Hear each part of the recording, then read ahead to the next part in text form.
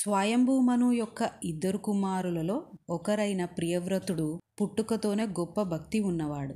ఈయన నారద మహర్షి దగ్గర గురుబోధ తీసుకున్నారు. ఒకరోజు స్వయంభూమను ప్రియవ్రతుడితో అన్నారు, నాయనా, నాకు ఈ రాజభోగాలపై విరక్తి వచ్చింది. నేను ఈ రాజ్యాన్ని నీకు నీ సోదరుడు ఉత్తానపాదుడికి సమానంగా ఇచ్చి అరణ్యంలోకి వెళ్ళి తపస్సు చేసుకోవాలనుకుంటున్నాను.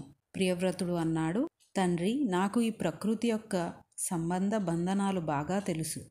ఈ శరీరంతో వచ్చినప్పటి నుంచి బంధనాలు పెంచుకొని కామక్రోధాలయందు ఉండిపోవడానికి కాదు. నేను ఒకసారి రాజ్యం స్వీకరించి అంతఃపురంలో నివసిస్తే నాకు తెలియకుండానే నేను ఇందులో ఉండిపోతాను. అందుకని నాకు రాజ్యం వద్దు. నేను ఇలాగే ఉండి భగవంతుడి గురించి తపిస్తా.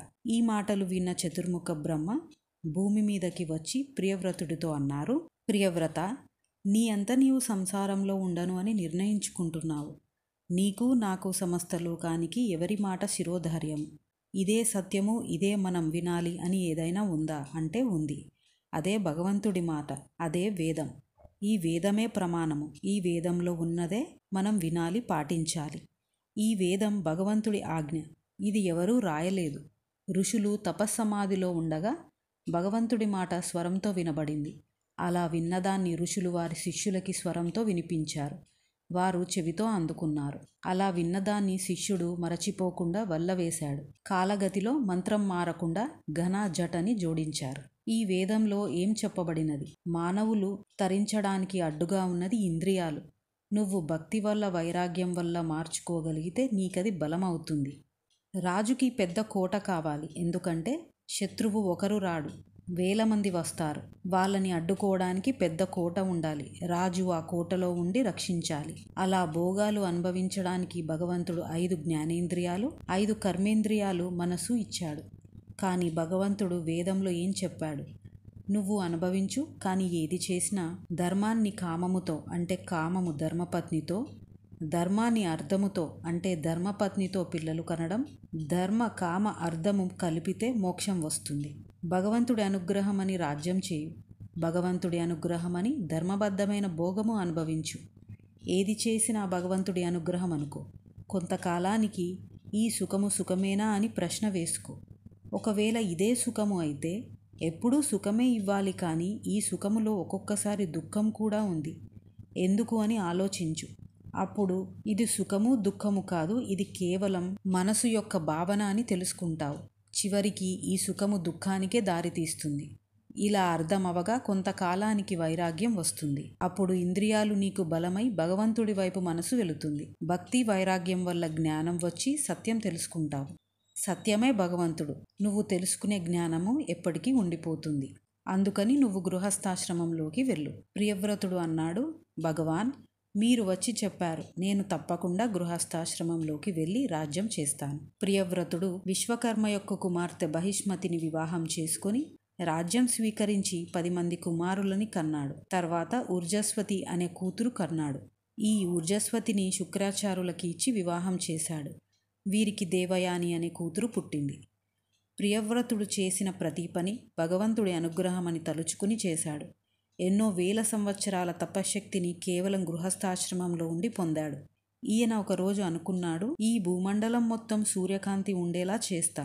ఎక్కడైతే సూర్యాస్తమయం అవుతుందో నేను అక్కడికి వెళ్ళి నేను పొందిన తేజస్సుతో కాంతిని ఇస్తా అని రథం ఎక్కి సూర్యాస్తమయం అయిన దగ్గర మళ్ళీ సూర్యుడు ఉదయించే వరకు అక్కడే ఉండి కాంతినిచ్చాడు. అలా 7 రోజులు భూమండలంలో ఎక్కడా చీకటి లేదు, వెలుతురే ఉంది. ఇలా 7 రోజులు భూమికి ప్రదక్షిణ చేస్తుంటే తన రథం యొక్క గుర్తులు ఏర్పడి 7 సముద్రాలు అయ్యాయి. అలానే 7 ద్వీపాలు ఏర్పడ్డాయి. ఇలా గృహస్థాశ్రమంలో ఉండి సాధించారు. ప్రియవ్రతుడు అనుకున్నారు, నేను ఇప్పటిదాకా అనుభవించిన భోగాల వలన పొందిన సుఖము ఏదో అది తాత్కాలికము. దేని వలన ఈ సుఖాలు కలిగాయో అవి శాశ్వతము. ధర్మాన్ని అనుసరించడం వలన సత్యం తెలుసుకున్నాడు. అరణ్యంలోకి వెళ్ళి ఘోరమైన తపస్సు చేసి భగవంతుడిలో లీనమైపోయాడు. ప్రియవ్రతుడి పెద్ద కొడుకు అగ్నిద్రుడు రాజు అయ్యాడు. ఈయన తనకి తగిన భార్య కావాలి అని బ్రహ్మ గురించి తపస్సు చేస్తున్నాడు. బ్రహ్మ అగ్నిద్రుడి యోగ్యత తెలుసుకోవడానికి అప్సరస అయిన పూర్వచిత్తిని పంపాడు. అగ్నిద్రుడు పూర్వచిత్తిని చూసి అంగాంగ వర్ణన చేసి ఆమెతో కలిసి సంతోషంగా కాలం గడుపుతున్నాడు. వీళ్ళకి 9 మంది మగపిల్లలు పుట్టారు. కొంతకాలానికి పూర్వచిత్తి తన లోకానికి వెళ్ళిపోయింది. అగ్నిద్రుడు పూర్వచిత్తి ఎక్కడికి వెళ్ళిందో తను అక్కడికే వెళ్ళడానికి యజ్ఞయాగాదులు చేశాడు. చివరికి పూర్వచిత్తి దగ్గరికి వెళ్ళాడు. ఈ సుఖము సుఖములేనా అని ప్రశ్న వేసుకుని వైరాగ్యం పొంది మోక్షం పొందాడు ప్రియవ్రతుడు. కానీ ఇతని కొడుకు అగ్నిద్రుడు ఆ ప్రశ్న వేసుకోకుండా అలా కాలచక్రంలో పడిపోయాడు. ఈ అగ్నిద్రుడి పెద్ద కొడుకు నాభి. ఈయన అజనాభము అనే రాజ్యం పరిపాలిస్తూ మేరుదేవి అనే స్త్రీని వివాహం చేసుకున్నాడు. సంతానం కొరకు యజ్ఞయాగాదులు చేశాడు. శ్రీమన్నారాయణుడు ప్రసన్నమై ప్రత్యక్షమయ్యారు. అక్కడ ఉన్న ఋత్వీకులు నాభి లేచి నమస్కరించారు. నాభి అన్నాడు, స్వామి, నువ్వే సృష్టి స్థితి లయ కారకుడవు. అలాంటి నిన్ను వర్ణించడానికి పదాలు ఎలా సరిపోతాయి? ఈ పదాలు నీ నుంచి వస్తున్నాయి. నీ నుంచి వచ్చే పదాలు నిన్నెలా వర్ణిస్తాయి? అందుకని నేను ఒక్క మాట అంటా, నీకు నమస్కారం. శ్రీమన్నారాయణుడు ఏం వరం కావాలి అని అడిగారు. స్వామి, నేను ఇంత యజ్ఞయాగాదులు ఒక కోరిక కోసం చేశాను. అనంతమైన నువ్వు ప్రత్యక్షమైతే మోక్షం అడగకుండా మూర్ఖుడిలా కొడుకుని కోరుతున్నా అనుకోకు. నువ్వు భక్తికి ప్రసన్నుడవవుతావు. స్వామి, నాకు నీలాంటి కొడుకు కావాలి. అక్కడ ఉన్న ఋత్వీకులు తదాస్తు అన్నారు. శ్రీమన్నారాయణుడు అన్నారు, నాలాంటివాడు ఇంకొకరు లేడు, నేనే పుట్టాలి. కాబట్టి నాభి, నీ భక్తికి మెచ్చి ఋత్వీకుల తదాస్తు అనడం వలన నేనే నీకు పుడతా. నాభి చాలా సంతోషించాడు. కొంతకాలానికి ఒక కొడుకు పుట్టాడు. ఈ పిల్లవాడికి వృషభుడు అని పేరు పెట్టారు. వృషభుడు బయట పూజలు చేసేవాడు కాదు, కానీ తన యోగశక్తితో ఆత్మలో అన్నిటినీ దర్శించేవాడు. పూజలు చేయడం లేదు అని ఇంద్రుడికి కోపం వచ్చింది. వర్షాలు కురిపించడం ఆపేశాడు. నాభి తన కొడుకు దగ్గరికి వెళ్ళి అన్నాడు, వృషభ, వర్షాలు పడడం లేదు, క్షామం వచ్చేటట్టు ఉంది. వృషభుడు ఒక నవ్వు నవ్వి తన యోగబలంతో మేఘాలని పిలిచి రాజ్యమంతటా వర్షాలు కురిసేలా చేశాడు. నాభి చాలా సంతోషించి తన కొడుకు వృషభుడికి పట్టాభిషేకం చేసి అరణ్యంలోకి వెళ్ళి తపస్సు చేసి భగవంతుడిలో లీనమయ్యాడు. వృషభుడు చాలా సంవత్సరాలు పరిపాలించాడు. వృద్ధాప్యం వచ్చాక రాజ్యాన్ని తన కొడుకులకి ఇచ్చి ఇలా అన్నాడు, కుక్క ఎన్ని కష్టాలు పడుతుందో పవిత్రమైన శరీరాన్ని పొందిన మనిషి కూడా అన్ని కష్టాలు పడుతున్నాడు. ఎందుకంటే కోరికల వలన. ఈ కోరికల వలన మనిషి పాడైపోతాడు. ఈ కోరికలు అదుపులో పెట్టుకోవడానికి మీరు తపస్సు చేయండి. భగవంతుడి యందు భక్తి పెంచుకోండి. భాగవతులతో స్నేహం చేయండి. మెల్లిమెల్లిగా అంతటా భగవంతుడిని చూడటం నేర్చుకో. నేను, నాది అనే భావన మర్చిపో. కొంతకాలానికి భోగాలు వదిలేసి జ్ఞానం అనే కత్తితో లతలు అనే బంధాలు బంధుత్వాలను కోసేసి భగవంతుడి యందు మనసు పెట్టి మోక్షం పొందండి అని మౌనంగా దిగంబరుడై చిరునవ్వుతో వెళుతున్నాడు. అలా వెళుతూనే ఉన్నాడు. ఒళ్ళంతా మట్టి నిండిపోయింది. జుట్టు జటలు కట్టేసింది. ఈయన్ని చూసిన కొందరు రాళ్ళు పెట్టి కొట్టారు, కర్రలతో కొట్టారు. కొందరు తనపై మూత్ర విసర్జన చేశారు. పిచ్చివాడు అన్నారు. వృషభుడు మాత్రం ఎవరినీ ఏమీ అనకుండా చిరునవ్వు నవ్వి అనుకున్నారు, వీళ్ళంతా అమాయకులు. లోపల ఉన్నది భగవంతుడు, పైన ఉన్నది శరీరం. ఇది నేను కాదు. ఈ శరీరం పడిపోయేంత వరకు తిరుగుతాను అని వెళుతున్నారు. కొంతకాలానికి ఒక చోట ఉండిపోయారు. ఎక్కడా కదలలేదు. కొందరు కొట్టేవాళ్ళు, కొందరు జాలితో తిండి పెట్టేవాళ్ళు. యోగశక్తులు అన్నీ వచ్చి స్వీకరించమన్నాయి. వృషభుడు అన్నాడు, నాకెందుకు ఇవన్నీ? నేను ఆత్మని, ఆత్మలోనే కలుస్తాను. కొంతకాలానికి అరణ్యంలో అగ్ని ఏర్పడి వృషభుడు ఆనందంగా అగ్నిలో తన శరీరాన్ని కాల్చేశాడు. ఈ విషయం తెలుసుకున్న అక్కడి రాజు అరహన్ అన్నాడు, ఇవాళ ఒక విషయం తెలుసుకున్నాం. ఈ శరీరం మనం కాదు, ఆత్మనే మనం. రాజ్యంలో ఉన్న అందరం స్నానం చేయకండి, పూజలు వద్దు, దేవాలయాలకి వెళ్ళనక్కరలేదు, వేదం చదవనక్కరలేదు, యజ్ఞయాగాదులు చేయనక్కరలేదు. అందరూ దిగంబరులై పిచ్చి వాళ్ళలా తిరుగుదాం. ఈ శరీరం ఎప్పుడు పడిపోతే అప్పుడు పడిపోతుంది అని అందరూ అలా చేయడం మొదలుపెట్టారు. ఈ అరహన్ చేసేది చాలా తప్పు. ఇది దోషం. ఎందుకంటే మహాజ్ఞాని అవడం వేరు, మహాజ్ఞానిని అనుకరించడం వేరు. కానీ మహాజ్ఞానిని గౌరవించి వారి బోధనలు విని వారిలాంటి స్థితి పొందడానికి భక్తితో కూడిన కర్మని ఆచరించాలి. జ్ఞానం వలన వైరాగ్యం పొందాలి. అంతేకాని మహాజ్ఞాని ఎలా చేస్తే నేను అలా చేస్తా అంటే అది మూర్ఖత్వం, అజ్ఞానం. ఈ వృషభుడి కుమారుడే భరతుడు. భరతుడు విశ్వరూపుడి కుమార్తె పంచజనిని వివాహం చేసుకుని 5 పిల్లల్ని కన్నాడు. భరతుడు పరిపాలించినట్టు ఎవరూ పరిపాలించలేదు. అంత గొప్పగా భరతఖండాన్ని పరిపాలించాడు. భరతుడి పేరుపైనే భారతదేశం అని పేరు వచ్చింది. చాలా కాలం అయిన తర్వాత అనుకున్నాడు, ఇంకా ఎన్ని రోజులు పరిపాలిస్తాను, ఇంకా ఎన్ని రోజులు భోగాలు అనుభవిస్తాను అని పులహాశ్రమానికి వెళ్ళి గండకీ నది దగ్గర ప్రతిరోజు పూజకి కావలసిన పూలు తులసి దళాలు తెచ్చుకొని శ్రీ మహావిష్ణువుని ఆరాధిస్తూ ఉండేవాడు. ఒకరోజు తెల్లవారుజామున నది ఒడ్డున జపం చేస్తున్నాడు. అక్కడికి నిండు గర్భిణి అయిన ఒక జింక వచ్చింది. ఆ సమయంలో సింహం యొక్క గర్జన వినబడింది. ఆ జింక భయంతో నీళ్లలో దూకింది. జింక ఒక జింక పిల్లకి జన్మనిచ్చింది. తర్వాత నదీ ప్రవాహంలో కొట్టుకుపోయి మరణించింది. భరతుడు జింక పిల్లని తీసుకొని తన దగ్గర పెట్టుకొని జాగ్రత్తగా పెంచుతున్నాడు. జపం కూడా సరిగా చేయలేకపోయాడు. ఏ క్రూర జంతువు వచ్చి జింక పిల్లని తినేస్తుందో అని దాన్ని కాపాడుకుంటూ ఉన్నాడు. అది కొంతసేపు కనబడకపోతే కంగారు పడేవాడు. అది కనబడంగానే ఎక్కడలేని సంతోషం వచ్చేది. ఆ జింకని తన ఒళ్ళో పడుకోబెట్టుకుని తల్లి తండ్రి లాంటి ప్రేమ చూపేవాడు. అలా కాలం గడుస్తుంది. తపస్సు కోసం వచ్చాడని మర్చిపోయాడు.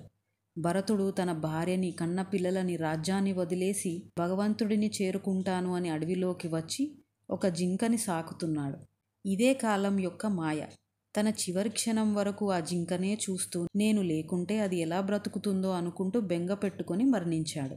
ఆఖరు శ్వాస జింకపై ఉన్నందున భరతుడు తన రాజ్యంలోనే జింకగా పునర్జన్మ పొందాడు. అయ్యో ఎంత పని అయ్యింది అని, ఈ జన్మలో నేను భగవంతుడిని తప్ప ఇంకేమీ స్మరించను అని ఎండుగడ్డి తింటూ ఏ జింకతో కలవకుండా మౌనంగా నారాయణ స్మరణ చేస్తూ ఉండేవాడు. చివరికి శ్వాస వరకు భగవంతుడిని స్మరించి ప్రాణం విడిచాడు. కానీ మోక్షం కొరకు మానవ జన్మ ఎత్తాల్సిందే. అందుకని అంగీరసుడు అనే బ్రహ్మజ్ఞానికి పుట్టాడు. వీళ్ళు చెప్పినట్టు వింటే నాకు పెళ్లి చేసి మళ్ళీ పిల్లల్ని కని అలా నా జీవితం మళ్ళీ మొదటికి వస్తుంది అని తన తండ్రి ఏ పని చెప్పినా ముందు పని తర్వాత పని ముందుగా చేస్తూ మతిమరుపు ఉన్నట్టుగా ప్రవర్తించేవాడు. ఒక వెర్రివాడిలా ఉండేవాడు. ఈలోపు తన తల్లిదండ్రి మరణించారు.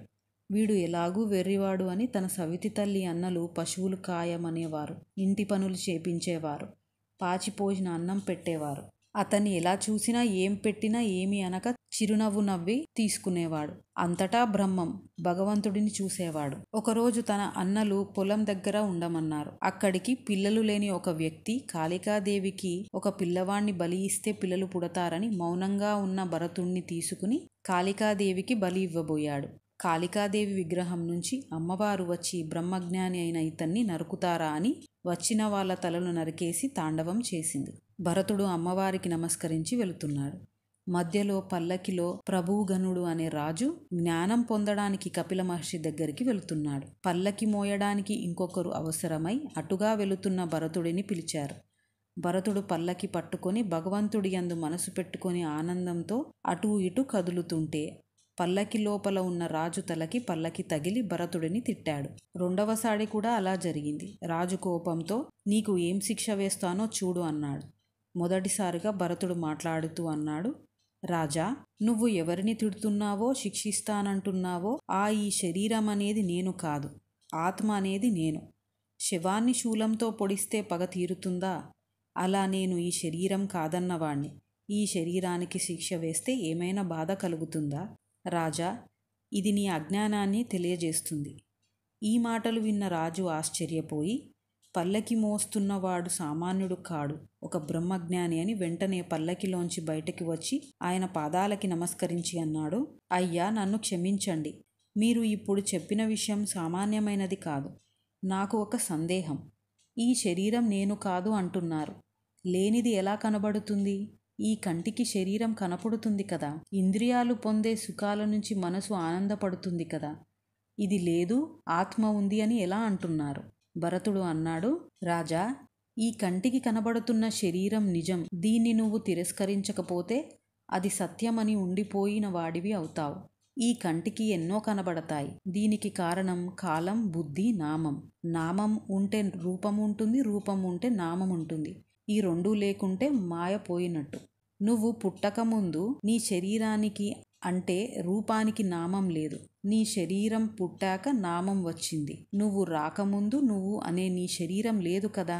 నువ్వు పుట్టాక నీ శరీరానికి పేరు నామం పెట్టారు. నీ పేరు, నీ శరీరం ఒక అబద్ధం. కానీ ఇవాళ నీ శరీరంలో ఉన్న నీ ఆత్మ మాత్రం ఎప్పటి నుంచో ఉన్నది. దానికి పేరు లేదు. నామరూపాలుగా కాలంలో బుద్ధి వలన నిర్ణయించబడి ఈ కంటికి కనబడుతున్నది ఏదో అది మాయ. దీన్ని జ్ఞాననేత్రం అబద్ధమంటుంది, మాంసనేత్రం నిజం అనుకుంటుంది. ఈ లోకంలో ప్రతిదీ భూమి నుంచి వచ్చి భూమిలోకే వెళుతుంది. అంతదానికి ఒకరు రాజు అని, ఒకరు బంటు అని, నన్ను వెర్రివాడు అని పిలుచుకుంటున్నారు. నీలో ఉన్న ఆత్మ, నాలో ఉన్న ఆత్మ, ఈ రెండూ ఒక్కటే. ఈ రెండూ శరీరాలను ధరించి పేర్లతో గుర్తించబడుతున్నాయి. ఇదే మాయ. లోపల ఉన్నదే శాశ్వతం. రాజా, నువ్వు ఇది తెలుసుకుంటే సత్యం తెలుసుకున్నట్టే. కానీ ఇది అర్థం అవ్వకుండా సంసారం అనే సముద్రంలో ఉండిపోతాం. భగవంతుడిని చేరుకోవాలి అనుకునేవాడు కోరికలని గెలవాలి. గెలవకపోతే నీలో ఉన్న ఇంద్రియాలు, మనసు నిన్ను నాశనం చేసి మళ్ళీ మళ్ళీ పుడుతూ శరీరంలోకి వెళ్ళి ఇది నేను అనుకోవడం, అలా చక్రం తిరుగుతూనే ఉంటుంది.